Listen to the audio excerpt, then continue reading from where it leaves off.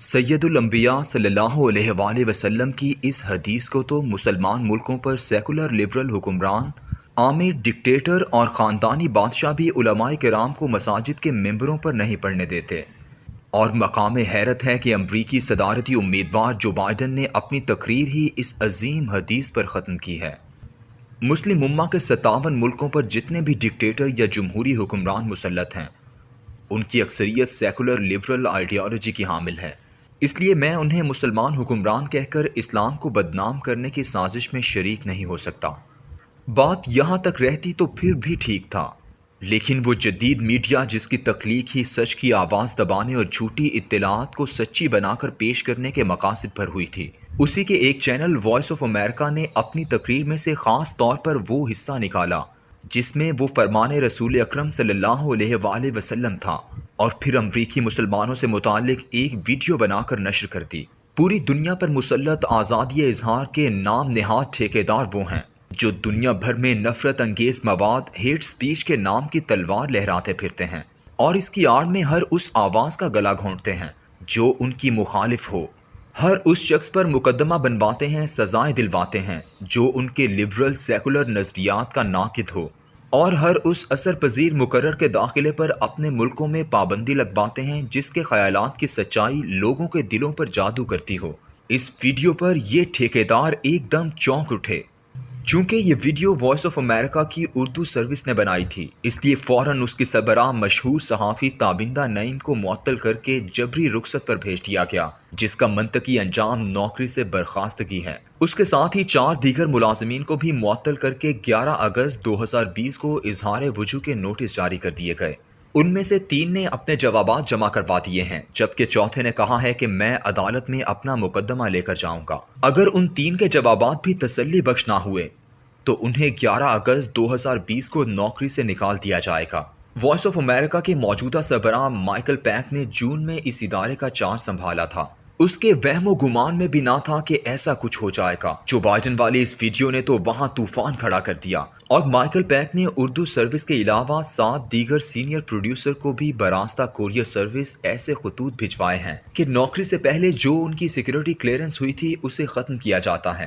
Joe Biden کی اس video کے بارے میں سب سے بڑا الزام یہ ہے کہ اس کے بنانے والوں نے اس نظریاتی تصور کی خلاف ورزی کی ہے جو امریکہ پوری دنیا میں اپنے نشریاتی ادارے کے ذریعے پھیلاتا ہے۔ اس ویڈیو کے نشر ہونے کے فوراً بعد وائس آف امریکہ کے بھرتی کے سارے نظام کا اثر نو جائزہ لیا جا رہا ہے۔ وائس آف امریکہ کے 1500 ملازمین ہیں، جن میں سے اکثریت بیرون ملک افراد کی ہے، کیونکہ نشریات کئی زبانوں میں ہوتی ہیں۔ اب ہر ملازم کو انفرادی طور پر سیکیورٹی کلیئرنس کی چھنی میں سے دوبارہ چھانا جا رہا ہے۔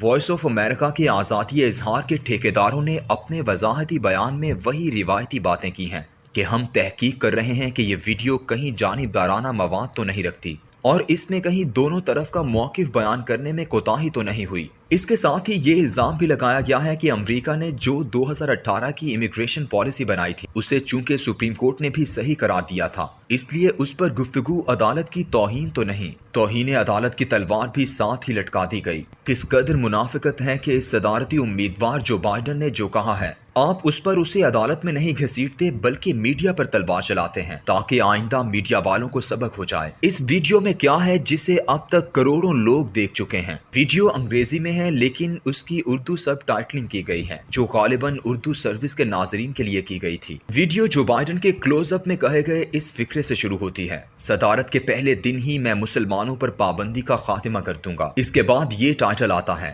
صدارتی امیدوار جو بائیڈن کا امریکی مسلمانوں سے خطاب کا اختتام حدیث پر کیا گیا۔ اس کے بعد پھر جو بائیڈن کی تقریر کا وہ حصہ بتایا جاتا ہے جس میں یہ حدیث ہے: پیغمبر اسلام کی حدیث ہمیں سکھاتی ہے، تم لوگوں میں سے جو کوئی غلط ہوتا دیکھے اسے ہاتھ سے روکے، اگر ایسا نہ کر سکے تو زبان سے روکے، یہ بھی نہ کر سکے تو دل میں برا جانے۔ اس کے بعد جو بائیڈن کے وہ فقرے ہیں کہ تمہاری آواز تمہارا ووٹ ہے اور مسلمان امریکیوں کی آواز بہت اہم ہے۔ میں ایک ایسا امریکی صدر بنوں گا جو روزمرہ کے معاملات میں مسلمانوں کے خیالات اور تجاویز کو سنے گا۔ میں مسلمانوں کو اپنی انتظامیہ کا حصہ بناؤں گا۔ اس کے بعد دکھایا گیا ہے کہ امریکہ کی مسلمان تنظیمیں جو بائیڈن کی حمایت کر رہی ہیں، جن میں مسلمان اراکین کانگریس بھی شامل ہیں۔ آخر میں مختلف مسلمانوں کو دکھا کر یہ فقرہ لکھا ہوا ہے: ہم تاریخ کا رخ موڑ سکتے ہیں۔ We can change the course of history. یہ صرف 2 منٹ کی ویڈیو ہے جس کے نشر ہونے پر پوری امریکی نشریاتی دنیا میں ایک بھونچال آ گیا ہے۔ اظہار رائے کی اخلاقیات کے داعی وائس آف امریکہ، دیگر امریکی ادارے اور یورپی میڈیا کی تو تاریخی جھوٹ، فریب، دھوکے اور حقائق کو مسخ کرنے والی خبروں اور ویڈیو سے عبارت رہی ہے۔ آخری جھوٹ صدام حسین کے کیمیائی ہتھیاروں کے بارے میں بولا گیا تھا اور بار بار بولا گیا، اور اس کے بعد لاکھوں لوگوں کو قتل کر کے معافی مانگ لی گئی تھی۔ صرف ایک ادارے BBC کے 90% پروگرام کیمیائی ہتھیاروں کے بارے میں جھوٹ پر مبنی تھے، اور اس کے مقابلے میں وہ لوگ جو لندن میں جنگ کے خلاف مظاہرے کر رہے تھے ان کو صرف 2% دکھایا گیا تھا۔ مارچ 1968 کی 16 تاریخ کو جب ویتنام میں مائی لائی کا قتل عام ہوا تھا، اس دن وہاں 649 رپورٹرز موجود تھے، لیکن ایک بھی قتل کی خبر نشر نہیں ہوئی تھی۔ میڈیا کے اس جھوٹ، فریب اور دھوکے کی تاریخ پر ہزاروں صفحات لکھے جا سکتے ہیں، لیکن یہاں معاملہ کچھ اور بھی ہے، اور وہ ہے حضرت ابو سعید خضری کی روایت کردہ اس حدیث کا جو صحیح مسلم، مسند احمد بن حنبل اور سنن ابی داؤد میں صحیح اسناد کے ساتھ موجود ہے۔ اس حدیث کو مسلمانوں کے ذہن سے کھرچنے کی کوششیں گزشتہ کئی 100 سالوں سے ہو رہی ہیں۔ اس کی وجہ یہ ہے کہ یہ حدیث پہلے درجے پر اس شخص کے ایمان کو رکھتی ہے جو برائی کو ہاتھ سے روکے، اور ان لوگوں کو جو برائی کو دل سے بھی برا نہ سمجھے انہیں تو ایمان کے نچلے درجے سے بھی خارج قرار دیتی ہے۔ 11 ستمبر کے بعد پرویز مشرف دور میں اس حدیث کو بیان کرنے والے علماء کو اٹھا لیا جاتا تھا، اور آج تک یہ سلسلہ ختم نہیں ہوا۔ یہ حدیث ایک ایسا ترازو ہے جس میں نہیں انل منکر یعنی برائی کو روکنے کی ذمہ داری تو لی جاتی ہے۔ اس حدیث سے جہاں 57 اسلامی ممالک کے سیکولر، لبرل آمر اور بادشاہ و حکمران خائف ہیں، وہیں آزادی اظہار کا ٹھیکیدار میڈیا بھی بہت خوف زدہ ہے۔ اسی حدیث کے انکار پر ہی تو پورا قادیانی مذہب کھڑا ہے کہ مرزا غلام احمد سے یہ اعلان کروایا گیا تھا کہ میرے نبی ہونے کے بعد اب جہاد حرام ہو چکا ہے۔ کس قدر حیران کن بات ہے کہ یہ حدیث اس شخص کے منہ سے میرے اللہ نے نکلوائی جو 8 سال امریکہ کا نائب صدر رہا اور اب صدارتی امیدوار ہے۔ میرے اللہ کا امر سب پر غالب ہے۔